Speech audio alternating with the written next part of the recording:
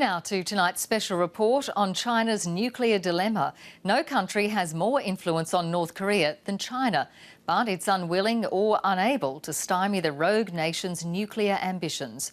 The countries share a 1,400-kilometre long border, and China is essentially North Korea's only trading partner, providing food, weapons and fuel. The United Nations has imposed sanctions on North Korea since 2006 over its nuclear weapons program. And after the country's fifth and biggest nuclear test last week, it faces even tougher penalties. But with China determined to support Kim Jong-un's regime, it's unlikely they'll have much impact. In this exclusive report, China correspondent Matthew Carney travels to the China-North Korea border and uncovers the extent of illegal trade. On this side, the bustling, thriving Chinese border city of Dandong.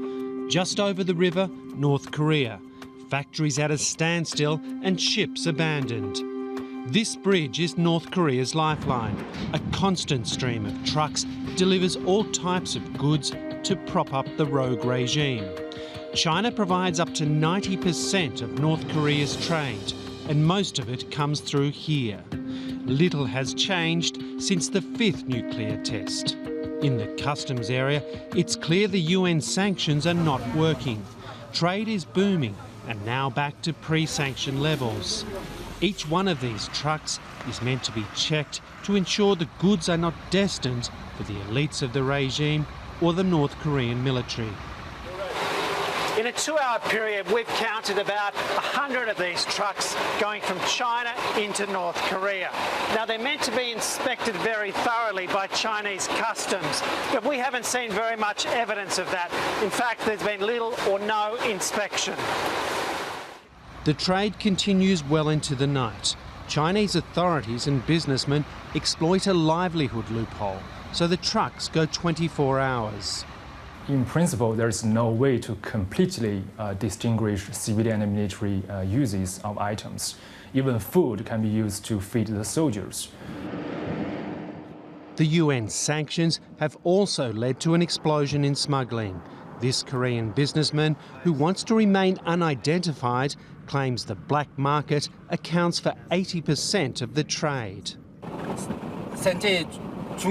It's increased because the relationship between China and North Korea is good, and it happens all along the river.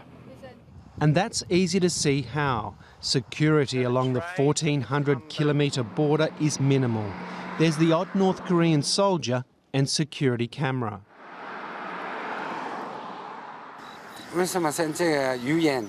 Ordinary people want to trade to make money.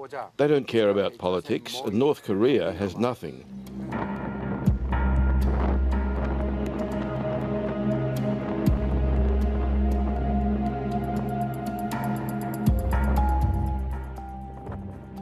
Later that night, we discovered a smuggling operation underway.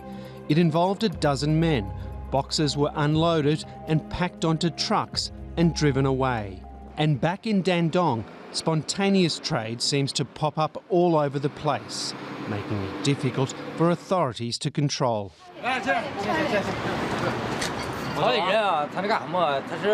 The North Korean people come here to buy food for families. It's non-government trade, just for families. Much of the economy in Dandong is built around trade with North Korea, and most experts agree that China has no strategic interest in stopping it. They don't want North Korea to collapse.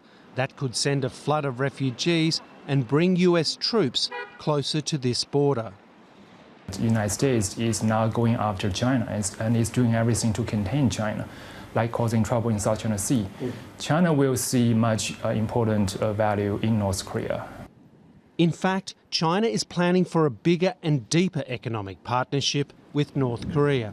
A $500 million bridge and a free trade zone has been built, ready to service the increase. Matthew Carney, ABC News, Dandong.